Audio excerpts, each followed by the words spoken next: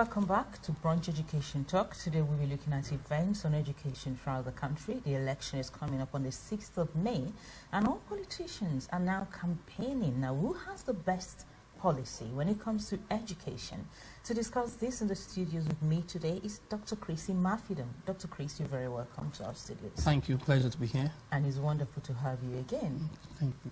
Now, let's look at what the politicians are saying about education, Labour, Conservatives, and the Lib Dems. Who has the best policy when it comes to education? It's sad there's no single one that can be pulled out that is head and shoulders above the rest, because the Lib Dems promised that they will abolish tuition fees. And that's fantastic. So any 18-year-old that's voting for the first time will be inclined to think seriously of the consequences of not having to be burdened with tuition fees. So there's still the match there. But if you're looking at nursery, in pre-nursery education, they are giving 5-year-olds a compulsory nursery place. That's the Lib Dems. The Lib Dems. And then the primary schools, they are saying that the maximum for any class will be 20. And they provide a lot of one-to-one. That's Lib Dems saying that. But they have no clear policy on academies. What happens in secondary school? That's a huge gap there. They just promise there will be more resources. In terms of failing schools, there are no well-articulated policies. So if you are between the ages of 11 and 16, there's nothing that seems to be up for you there. In return, the Conservatives are very focused on the 11 to 16. They are saying that they will be able to empower any group of parents that are committed to set up a new school. Any organization, charitable or not, will be able to set up an academy, provided it's in a failing area. So you can see the flexibility is there as far as secondary education is concerned.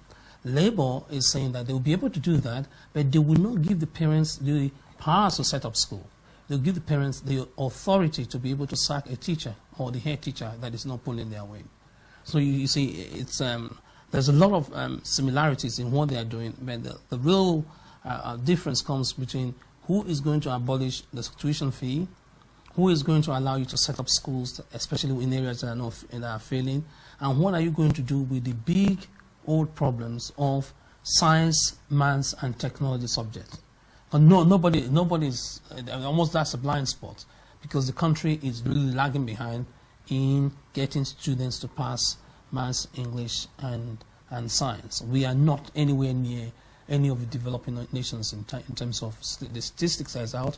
Only 25% of our 16-year-olds pass maths, English, and any science subject. Only 25%. Only 25%. So that's very shameful. With our Scandinavian counterparts. Yeah, our Finnish cousins are doing well above. They're doing close to 90% of the equivalent age group.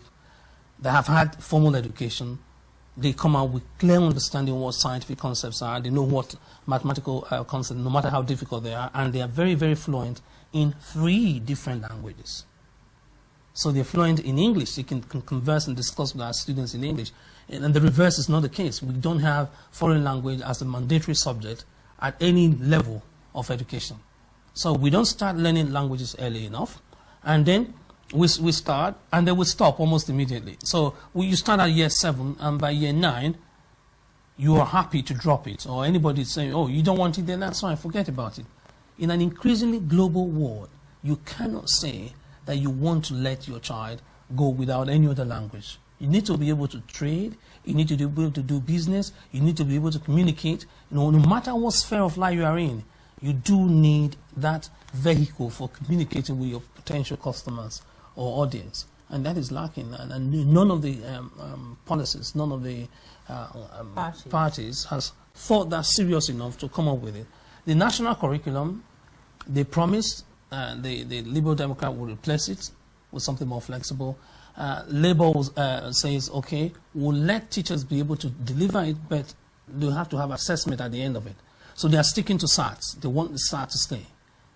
So the teachers will lose out here, because none of the parties is saying that they are going to abolish assessment or SAT. The Labour wants the SAT done in year 6, as it is now, modified. The Conservative wants it done in year 7. They are tinkling with it. Nobody has come out to say they are going to abolish it in year 6, which is a very good thing, because I don't see why you should have a child go through 6 years of formal education and not have an independent piece of paper to say, this is your level in maths, this is your level in English, and this is your level in science. In other words, not having a grading. Yeah, have a grading, have a formal assessment that is independent of your teacher, that tells everybody in the same language and currency that this is your level. So the teachers that are boycotting the SATs will not find any listening ears from any of the political groups. Thank you so much, Dr. Chris. That's very important for parents who are thinking of voting based on the educational policies. Now, let's see what this volcanic eruption has actually caused to most students. Most of the students are going back to school now, especially in high school. Is there going to be any change for those students that are currently stranded overseas, though the flights have now resumed? There has to be, because some of the exams are upon us. We said it before we went on Easter, that this is why we are advising year 6 not to go on any holiday. We advised again year 11 going on holiday, or year 12 or year 13 going on holiday. Because we knew as soon as we came back from Easter, you were on the home run. You were literally home straight. You were going into the exam hall. Those that are doing arts are going to have their exam rescheduled. If you're outside the country, your arts exam, your orals and your practicals will be rescheduled, because there's some flexibility around that. And those are the main ones that are affected. If you have an oral or a presentation to make, that can be rescheduled to suit you and mutually agreed with the QCA, because the QCA is saying, yes, that's fine. But the formal paper, if it's an exam, a written exam paper, that cannot be changed. I'm hoping that, as far as I'm concerned, is not affected in any subject. So while you're on holiday, or while you are on an extended holiday, it's useful for you to be able to pick up your practicals, pick up your arts, pick up your extended essay, and practice it, because I think it's an opportunity, see it as an opportunity for you to go through things like this. Let's go back to SATs now. Even though most of the political leaders are not supporting the boycott of SATs, yes, most parents have come out to say that the boycott is actually too late. Why? One is too close to the exam. Two, and fundamentally, about 40% of the teachers voted. So the statistics we have now in terms of saying there's a lot of support for it is less than half of the body population of the teachers that are saying they want to boycott SATs. That's one. And two is exclusive, almost exclusive to the head teachers that had votes in it. So if it's opened up to all the teachers of all the different categories, you'd be surprised the upsurge, because there's a big remnant of teachers that believe that children should be accessed. We have a vocal minority. That's essentially what it's becoming. There's a minority, but extremely vocal, that are very militant, and saying, yes, we should not test these children at key stage, at the end of key stage 2.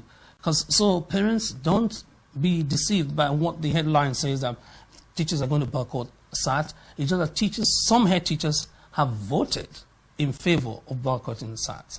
Some schools will still run the SATs exams, irrespective of what the national body says, because they know that the benefit to them as a school and the benefit to their children surpasses that of the national outcry by a few by what I will honestly regard as a minority group of teachers that are opposed fundamentally to any form of assessment. I haven't been able to see any loss associated with allowing children to write the exam.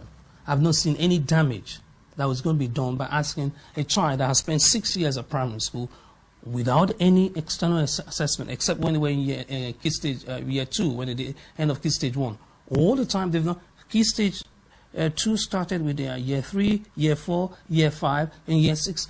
They didn't do any exam. It's only at the end of year 6 we were asking for exam. If you switch over to the Finnish system, or even let's not go back as far as Finland, if you just cross over the channel and go to France,